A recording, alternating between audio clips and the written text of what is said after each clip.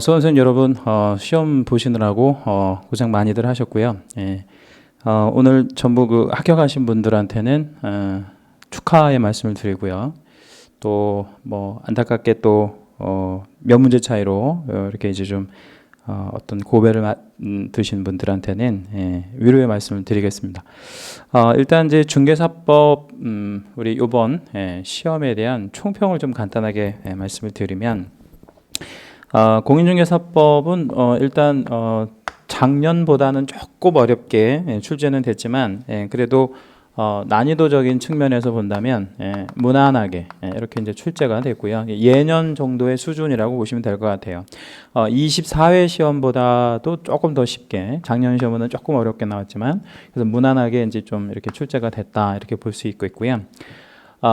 이제 제가 지금 말씀드리는 거는 이제 중개사법을 한해서 말씀드리는 겁니다. 다른 그 우리 공법이라든지 공시법을 제외한 과목에 대한 난이도를 말씀드렸고요. 그 다음에 이제 문제가 굉장히 깔끔하게 좀 출제가 됐다. 깔끔하게 그 출제가 됐다. 이렇게 이제 좀 말씀드릴 수 있겠고요. 한 문제 정도 뭐 복수 정답 될 수 있을 가능성이 있는 문제가 하나 정도 이렇게 있을 것 같아요. 그래서 이것도 뭐 그 가능성은 희박하지만 약간 좀 이렇게 무리하게 우리가 요구를 한다고 했을 때 하나 정도는 좀 우리가 복수 정답 정도는 받아줄 수 있지 않을까 이렇게 이제 생각이 되어집니다. 그 다음에 이제 하나 더 말씀드리면 박스형 문제가 되게 많이 나왔는데 그 박스형 문제에 말하자면 어떤 그 익숙해 있는 수험생들은 상당히 좀 많이 뭐랄까요 좀 모의고사라든지 이런 데에서 좀 접하신 분들은 쉽게 좀 푸셨을 가능성이 있겠고, 박스형 문제를 대체적으로 다루지 않으셨던 수험생들은 조금 당황 좀 스러웠을 형태의 문제가 좀 몇 개 있었어요. 그래서 뭡니까 그 박스형 지문이 되게 많았다는 거, 이게 예년에 비해서 훨씬 많이 출제가 됐다는 거, 뭐 그런 정도 말씀드릴 수 있겠습니다. 그래서 대체적으로 우리 26회 우리 공인중개사법 문제는 뭐 문제도 좋았고 난이도도 뭐 무난했고 또 뭐 전체적으로 문제가 상당히 좀 신경 써서 좀 낸 문제들이 많이 있습니다. 그래서 그 지금은 이제 총평에 이제 뭐 가름해서 드릴 말씀은 아무튼 열심히 공부해 주신 수험생분들은 80점 정도는 무난하게 득점할 수 있는 그런 해가 아니었나 이렇게 생각이 되어집니다. 자, 그러면 문제 이제 해설로 들어가도록 하겠습니다. 제가 지금 가지고 있는 문제지는 A형입니다. A형. 그래서 B형 갖고 계신 분들은 좀 봐가면서 보셔야 될 거예요.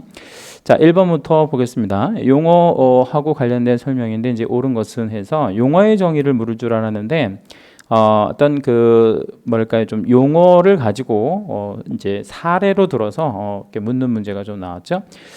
옳은 것 찾으라고 나왔습니다. 1번에 보시면 이제 법정지상권을 양도하는 행위라고 했는데, 일단 기본적으로 법정지상권이라고 하는 것이 성립하는 과정에는 개입될 수 없는데 이 법정지상권을 우리 양도할 수는 있거든요. 이게 지상권도요, 그죠? 그러면 양도하는 행위가 가능하다고 하면 그 행위 자체를 알선하는 것도 당연히 중개에 해당이 되는 거죠. 그래서 법정지상권은 두 가지로 생각을 하셔야 되는데 성립과 이전. 근데 이전하는 과정에는 개입할 수 있고 그러면 중개에 해당이 되는 거죠. 그래서 1번의 정답은 1번이 되겠습니다.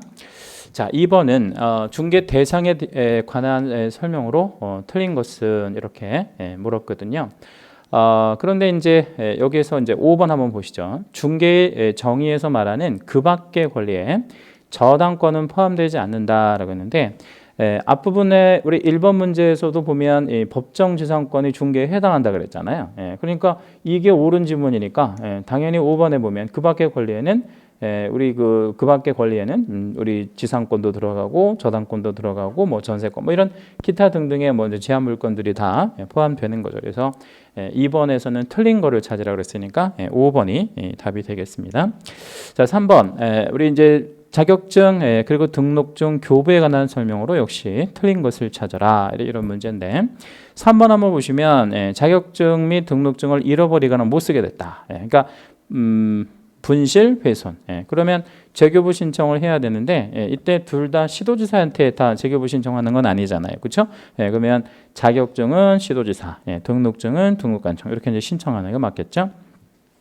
자, 4번 문제는 이제 등록 기준과 관련된 문제를 물어보는 건데요. 옳은 것을 골라라 이렇게 이제 묻는 문제들입니다.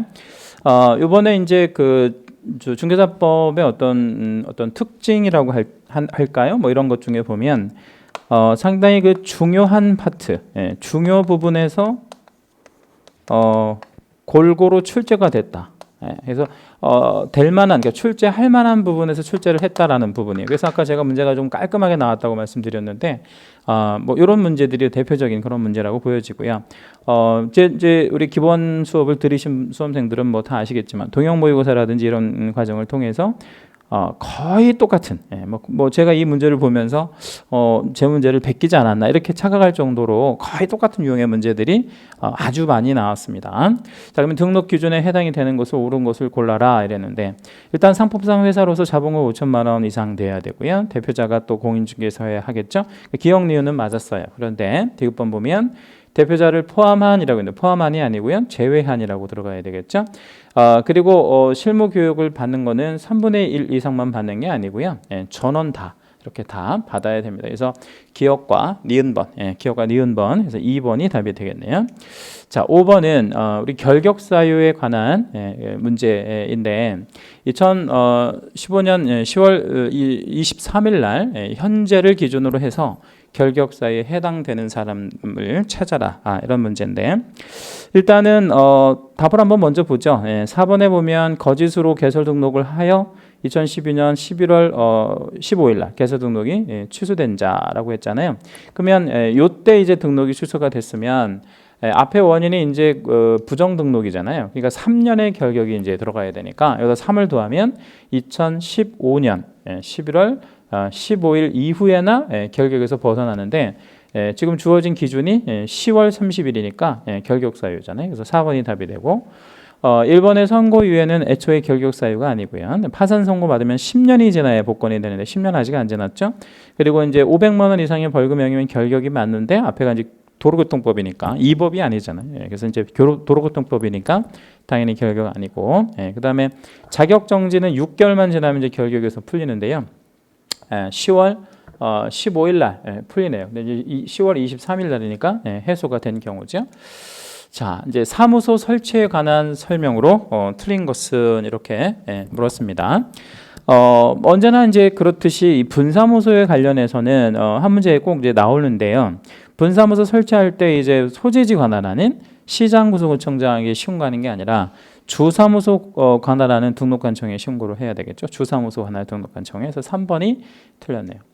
자, 7번 법인인 개업공인중개사가 경험할 수 있는 업무를 모두 고른 것은 이렇게 물었습니다. 일단 주택의 분양 대행을 할 수가 있겠죠. 그렇죠? 그 다음에 부동산 이용개발 거래에 관한 상담을 할 수 있겠고, 의뢰인의 의뢰에 따른 이사업체의 소개, 이사업체를 직접 운영하는 것은 안 되는데 소개하는 거는 관계없겠죠.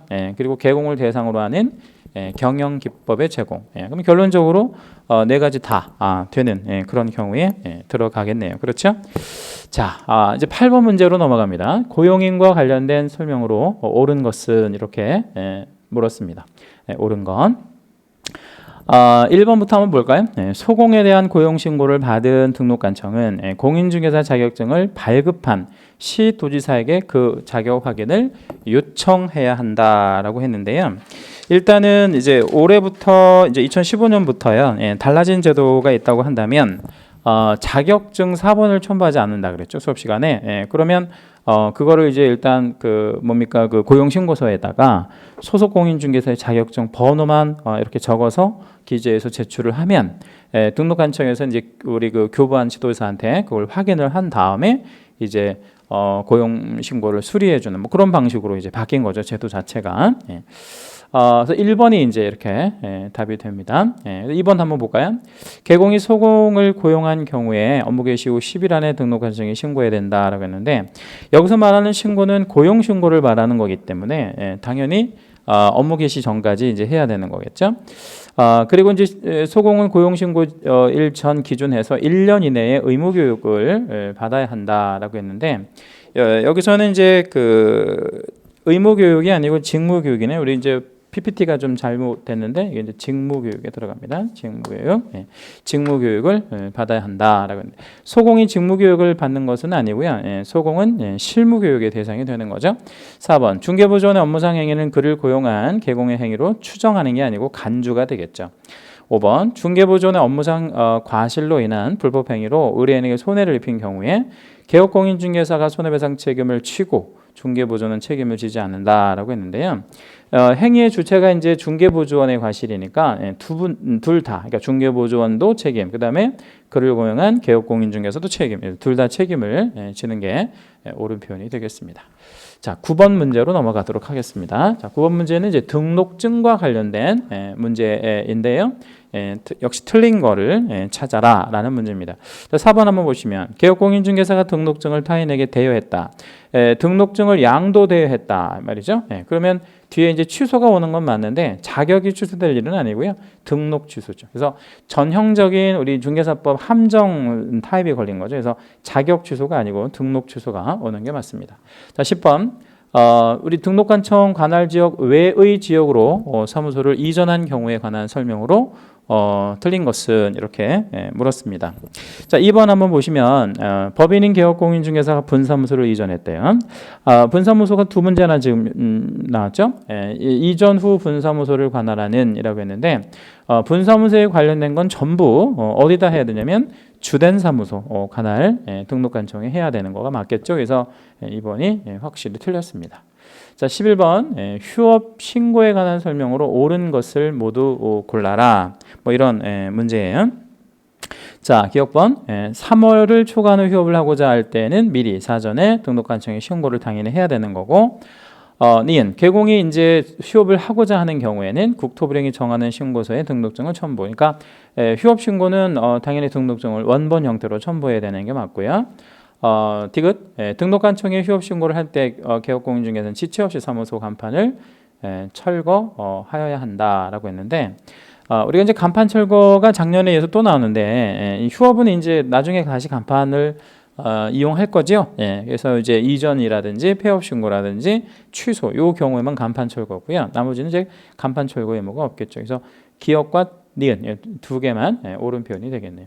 자, 12번 전속중개계약을 체결한 우리 개공이 공개할 정보에 해당되는 것을 골라라. 모두 골라라. 먼저 이런 문제예요. 일단은 이제 요 12번 문제가 조금 까다로웠을 가능성이 있는데 뭐 가령 이제 그 니은 번은 확실히 일단 우리 제끼셔야 돼요. 그러니까 제낀다는 건 이제 요거는 뺀다는 거죠. 그래서 어떤 부분이냐면 권리관계에 관한 사항 중에서 어떤 권리가 있다라는 거는 이제 공개하는 게 맞는데 권리자의 개인 정보 같은 거를 절대로 공개하면 안 되겠죠. 그 나머지를 잘 보시면 뭐 상태, 어떤 뭐 도로나 대중교통수단과의 연계성, 뭐 상태 이런 거 당연히 공개해야 될 것 같은 느낌 들죠. 그래서 쉽게 생각을 했으면 그냥 뭐 이렇게 맞추셨을 가능성이 상당히 높고 이거 나 안 외웠는데 암기하지 않았는데 이렇게 만약에 본인 스스로가 본인을 이렇게 얽매고 이렇게 문제를 푸신 분들은 요 니은번을 확실히 제끼지 못했던 부분이 생길 수 있으니까 요 문제 조금 우리 12개 중에서는 그래도 조금 까다롭지 않았나 이렇게 생각이 되어집니다. 그래서 니은 빼고 우리 기억, 디귿, 니은 이렇게 세 개가 되겠습니다. 자, 13번 옳은 것 이렇게 물었죠. 옳은 것 이렇게 물었습니다. 자, 1번부터 보죠. 지역노동조합이 농지 임대차에 관한 중개업무를 하려면 중개사법에 따라 등록을 해야 한다라고 했는데 지역노동조합은 소위 특수법인이라고 그래서 뭐를 하지 않는 등록을 하지 않는 법인에 들어가죠.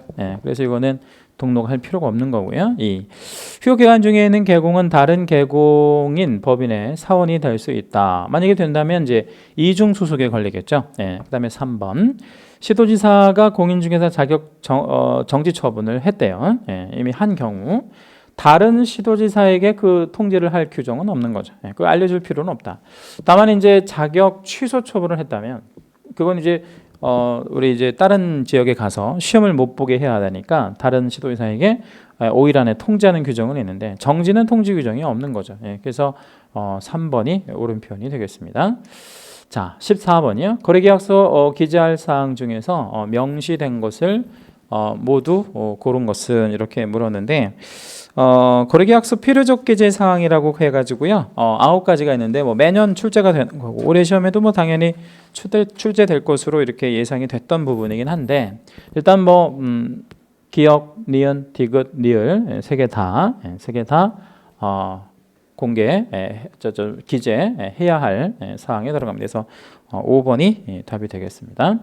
자, 15번은 이제 2015년 10월 23일 날 의뢰를 받아서 확인 설명을 하는 경우에 대한 내용으로 틀린 것은 이렇게 물었는데 이 문제도 상당히 좋은 타입의 뭐 제가 수업 시간에 상당히 강조를 많이 해드렸던 그런 유형의 문제인데 확인 설명과 관련된 문제예요. 근데 이제 틀린 것은 이렇게 물었으니까 쭉 보시면 출제 당연히 예상됐던 건데 확인 설명을 하지 않았다. 이러면 500만 원 이하의 과태료로 바뀌었죠. 그래서 업무 정지가 아니고요. 500만 원 이하의 과태료 이렇게 들어가야 돼. 이게 맞는 표현인데 틀렸습니다. 자, 이제 16번 보수에 관한 설명으로 틀린 것을 찾아라. 뭐 이런 문제예요. 보수에 관한 설명으로 틀린 것을 찾으랍니다. 자, 5번 한번 보시죠. 중개대상물의 소재지와 사무소 소재지가 다를 때 개업공인중개사는 중개대상물의 소재지를 관할하는 시도조례에 따라 보수를 받아야 된다라고 했는데 여기는 이제 사무소 소재지죠. 언제나 이제 우리 뭐 모의고사라든지 뭐 수업 시간에 언제나 강조해드렸던 부분인데 물건 소재지가 아니고 뭐 소재지냐면 사무소 소재지 이렇게 이제 기준하는 거고요. 1번 판례 같은 경우는 제가 이제 수업 시간에 좀 많이 말씀드렸던 그런 판례고 2번은 요번에 이제 신설된 규정이라서 출제될 가능성이 좀 높다라고 말씀을 드렸던 부분이고 그렇죠? 예. 자, 그 다음에 17번 문제 한번 가봅니다. 손해배상 책임 보장에 관한 설명으로 옳은 것을 모두 고른 것은 이와 같이 올해 시험에 이제 박스형 문제가 되게 많아서 박스형 문제에 익숙하셨던 분들은 되게 친숙하게 문제를 그러니까 이제 모의고사 보듯이 이렇게 보셨을 테고 그렇지 않고 반대로 박스형 문제를 처음으로 이제 이렇게 보셨던 분들은 모의고사 많이 안 푸셨던 분들은 이렇게 박스형 문제 좀 되게 당황스러웠을 가능성도 있네요. 자, 옳은 거 한번 찾아보겠습니다. 지역노동조합이 중개업을 하는 때에는 업무를 개시하기 전에 1,000만 원 이상의 보증을 설정하고 그리고 한청에 신고해야 한다. 기업번은 정확하게 맞았죠. 니은 개공은 자기의 사무소를 다른 사람의 중개의 장소로 제공함으로써 일단 여기까지만 나와도 손해배상의 원인 행위가 됩니다. 그래서 이제 소위 말해서 무과실 책임의 대상이 되는 거죠. 손해를 배상할 책임이 없다가 아니고 있다.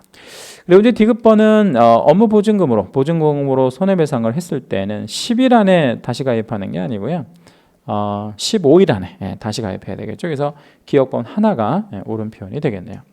자, 18번은 이제 금쟁이하고 그에 대한 벌칙의 연결이 옳은 것을 모두 고른 것은 이렇게 물었는데 기업번 쌍방대리 3년 2천이고요. 매매업은 1년 1천. 두 개 맞았죠. 그 다음에 증서 매매, 증서를 매매했다. 이러면 이건 3년 2천이 되겠죠. 증서 나오면 그 다음에 이제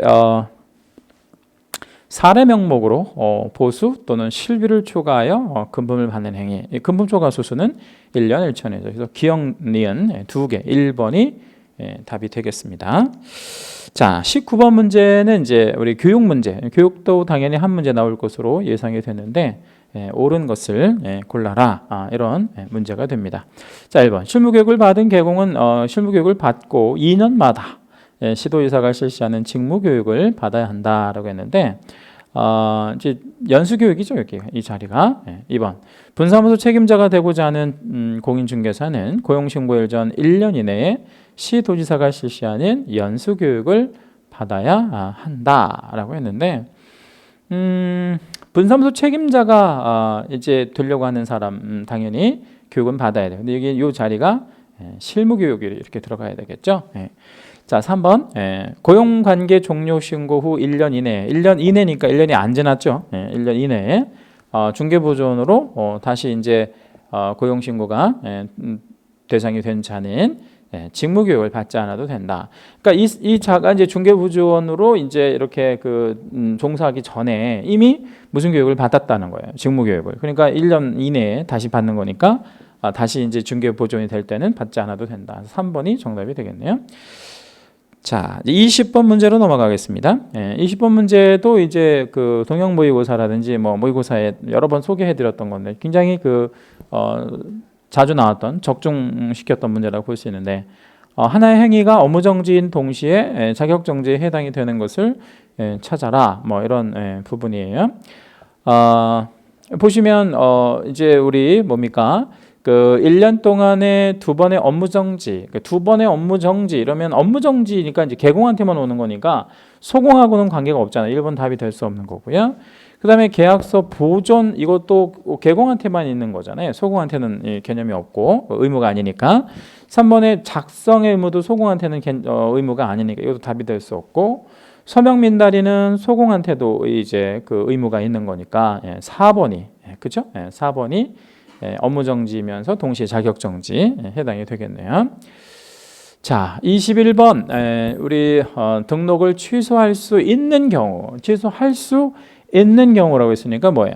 이제 상대적 등록 취소가 되는 부분인데, 이 상대적 등록 취소에 해당이 되는 경우가 아닌 경우를 찾아라라고 했는데 정답은 2번이죠.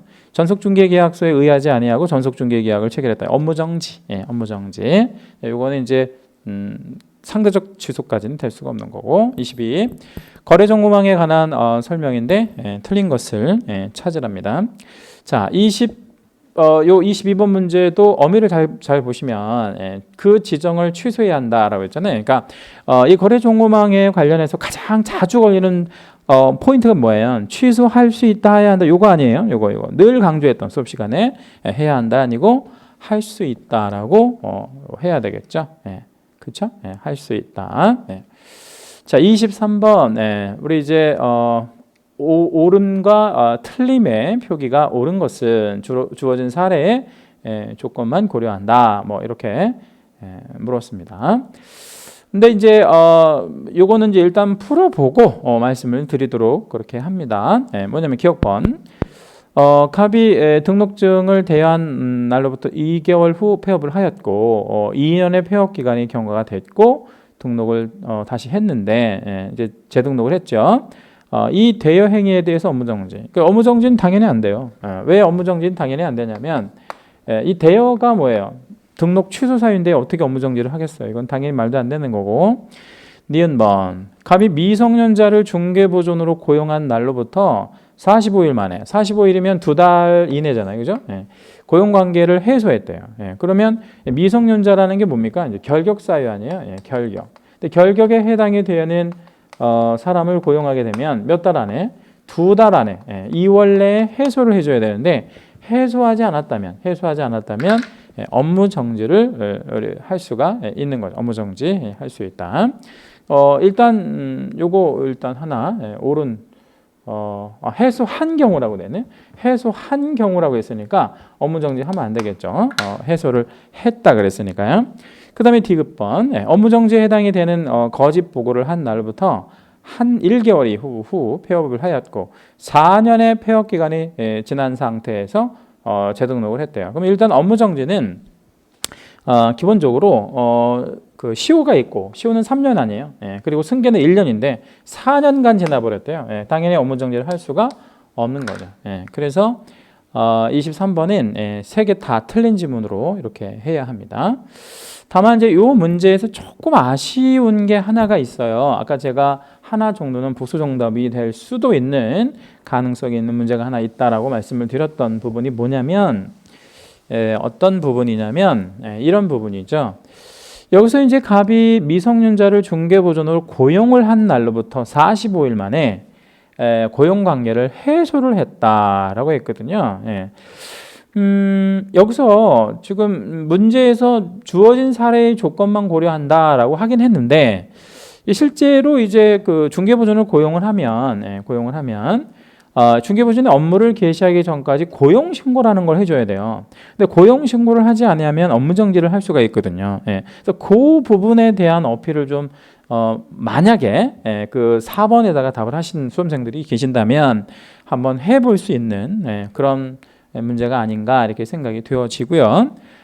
실제로 이게 그 복수 정답으로 받아들일 가능성이 많지는 않지만 혹시 한 문제 때문에라도 뭐 이제 뭡니까 불합격 뭐 이렇게 되면 상당히 억울하잖아요. 그러니까 그런 분들을 위해서 제가 한번 말씀드리면 요 니은번은 할 수도 있는 개연성이 좀 없지도 않아 있다. 왜냐하면 고용 신고를 했다라는 말을 주지 않았기 때문에 그죠? 물론 이제 문제에서 전제를 주긴 했지만 요거 가지고는 좀 부족해 보여요. 문제를 줄 때. 그래서 아무튼 요거는 일단 정답은 확실한 정답은 5번이고요. 우리가 이제 그 한 문제를 좀 내가 아쉽다, 한 문제 더 맞춰야 된다 이럴 분들은 혹시 4번도 답이 될 수 있는 가능성이 있다는 거. 그게 23번 문제입니다. 자, 24번 문제 포상금. 올해 이제 포상금 문제가 그 계산 문제가 나올 것으로 예상이 되었는데 올해는 또 계산 문제가 안 나왔어요. 그냥 평이하게 출제가 됐고 또 출제도 되게 쉽게 이렇게 됐죠. 자, 틀린 거 2번 한번 보시면 포상금 지급에 소요되는 비용을 전부 또는 일부를 국고에서 보조할 수 있다라고 했는데 국가가 보조할 수 있는 거는 이제 50% 이내죠. 100분의 50 이내에서 보조할 수 있는 거고 전부를 보조할 수 있는 그런 규정은 없는 겁니다. 자, 25번 100만 원 이하의 과태료 부과 대상인 개업공인중개사에 해당하지 않는 자는 이렇게 물었는데요. 정답은 3번입니다. 연수교육을 받지 않았다. 그러면 500만 원 이하의 과태료가 되는 거죠. 자, 26번 자격 취소에 관한 설명으로 틀린 것은 이렇게 물었죠. 1번 자격 취소 처분은 사무소 소재지 관할하는 시도의사가 한다라고 했는데 당연히 자격 취소 처분은 교부한 시도의사가 해야 된다 이렇게 들어가는 게 맞겠고요. 27번 옳은 것 이렇게 물었습니다. 1번부터 볼게요. 등록관청은 개업공인중개사 등의 부동산 거래사고 예방을 위한 교육을 실시할 수 없다라고 했는데 있죠.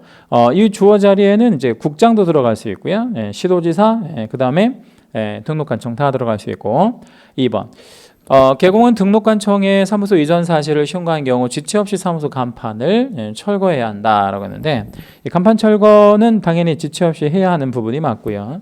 지체 없이 철거 앞에 어떤 내용이 들어와야 돼요? 우리 이전 그 다음에 또 취소, 폐업 이렇게 3개가 들어오면 맞는 거죠. 뭐 그런 정도 보시면 되겠어요. 자, 28번 문제 갑니다. 부동산 거래 신고에 관한 설명으로 틀린 것은 이렇게 물었죠.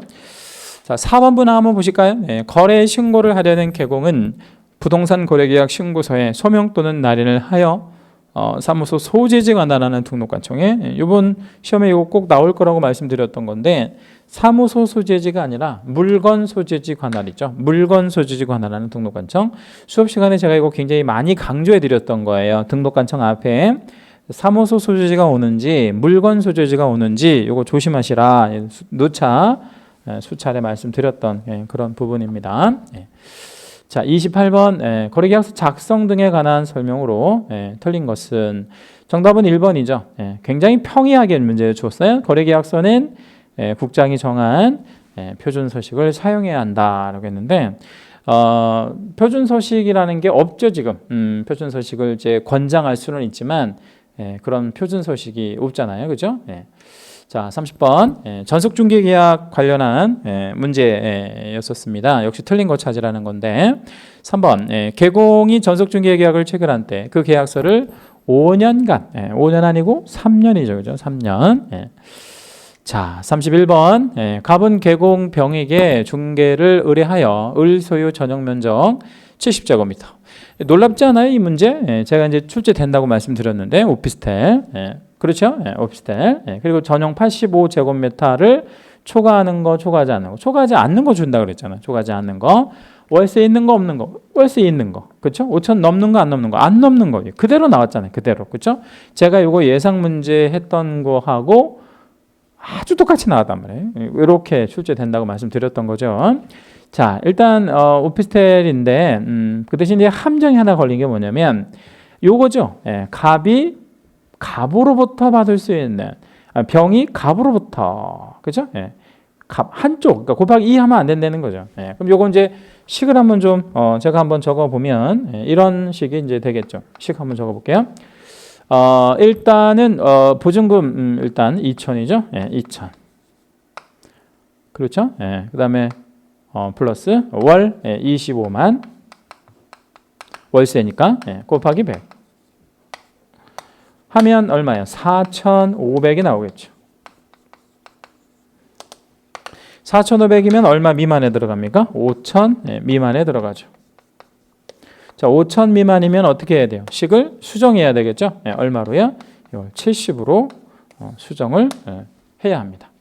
그래서 이제 이 70으로 수정을 해서 요 금액하고 이제 요거랑 더해서 나온 돈에다가 요율을 곱해야 되는데 요율이 이제 지금 여기 70제곱미터잖아요. 70제곱미터니까 매매는 0.5, 임대차는 0.4까지 받을 수 있는 거죠. 이렇게 해서 나온 돈이 15만 원, 이 정도 나올 겁니다. 그래서 정답은 1번이 답이 되겠습니다. 자, 이제 32번으로 넘어가죠. 개공이 의뢰인에게 주택임대차 보호법에 관한 설명으로 틀린 것은 이렇게 물었는데요. 5번 한번 보실까요? 그 지방공기업법에 따라 주택사업을 목적으로 설립된 지방공사, 우리 한국토지주택공사, 지방공사, 그리고 이제 중소기업 요 세 개만 우리 그 대항력이 인정되는 법인에 들어가는 거죠. 그래서 아니다 그랬으니까 틀렸네요. 자, 34번은 농지 임대차 문제인데 틀린 것을 찾아라 이런 문제인데 이 34번 문제는 제가 33번 문제를 안 풀었네요. 33번 문제 다시 한번 가볼게요.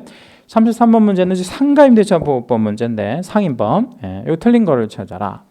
이 문제도 이제 충분히 예상됐던, 그리고 이제 수업 시간에 누차 말씀드렸던 부분인데, 권리금 계약 나왔죠? 권리금 계약. 권리금 계약은 신규 임차인과 기존 임차인이 체결하는 계약이고 3기 이상 차임 연차하면 계약 해지할 수 있고, 그다음에 법무부 장관 아니고 국장이 우리 그 권리금에 대한 어떤 기준을 고시할 수 있고, 역시 국장이 권리금 표준 권리금 계약서를 권장할 수 있고, 그렇죠? 다 뭐 말씀드린 그대로 나오잖아요. 자, 5번에 보면 보증금이 전액 변제되지 아니한 대항력 있는 임차. 대항력 있는 임차. 대항력 있대요. 대항력 있대요. 그럼 결론 소멸한다 그러면 틀리겠죠? 왜? 대항력 있는데 소멸할 수가 없잖아요. 너무나도 뭐 딱 떨어지는 문제입니다. 자, 34번 농지 임대차 문제인데 틀린 것을 찾아라 문제예요. 이 문제 조금 까다로운 유형의 문제가 아니었나 이렇게 생각이 되어지는데, 1번은 일단 선거에 따른 공직 취임이면 임대차 줄 수 있고요, 임대할 수 있고요. 또 농지 임대차는 서명 계약을 원칙으로 하죠. 그 다음에 3번이 정답이긴 한데 4번 먼저 볼게요. 농지 임대차에 대해서 어떤 여러 가지 분쟁이 생기고 협의가 이제 이루어지지 않으면 시군 자치구청장한테 조정을 신청할 수 있다는 질문도 맞는 질문입니다. 그 다음에 이제 5번에 보면 양수인은 우리 이제 임대인의 지위를 승계한 것으로 보는 어떤 규정이 있어야죠. 왜냐하면 그래야 이제 임차인을 보호하는 제도가 되니까. 그럼 답이 될 만한 건 이제 3번밖에 없는데, 농지 임대차 기간은 우리 그 최단 기간이 3년이잖아요. 근데 5년이라고 적어서 틀렸어요. 다만 이제 이 농지 이용 증진 사업 시행 계획에 따라 뭐 이런 표현을 사용했는데, 요게 이제 수험생들한테 조금 좀 뭐랄까요, 좀 함정이라고 할까요? 그러니까 원래 3년인데 요 부분이 붙으면 5년이지 않을까? 이렇게 생각했을 가능성이 좀 있어요. 제법 수험생들 중에 일부가. 그렇다면 밑으로 내려갔을 가능성이 많고, 요 표현 자체가 좀 우리 농지법에서 생소한 표현이거든요. 그래서 4번으로 했을 가능성이 좀 상당수 있는 그런 지문이 아니었나 이렇게 생각이 되어져요. 아무튼 정답은 요 5년이 아니고 3년이 맞는 표현입니다. 자, 35번은 확인 설명서 서식에 기본 확인 사항에 해당하지 않은 거. 놀랍죠, 이 문제도. 그렇죠? 늘 제가 강조했던 뭐 대권, 금세, 실수. 그거 아니에요? 대권, 금세, 실수. 거기서 보면 대권, 금세, 실이 뭐예요? 실제 권리 관계 아닌데, 그 실제 권리 관계만 무슨 확인 사항에 들어가요? 세부 확인 사항에 들어가죠. 그래서 기본 확인 사항에 해당하지 않는 거 2번이죠. 그죠? 이거는 실제 권리 관계니까. 자, 36번 문제 갑니다. 확인 설명서를 작성하는 방법에 관한 설명으로 틀린 것을 찾아라. 이런 문제예요. 자, 4번 한번 봐볼까요? 4번. 중개보수는 실제 거래 금액을 기준으로 계산한다라고 했는데, 자, 우리가 이렇게 한번 시점을 한번 생각을 해보죠. 그러니까 확인 설명서를 작성하는 시점은 언제예요?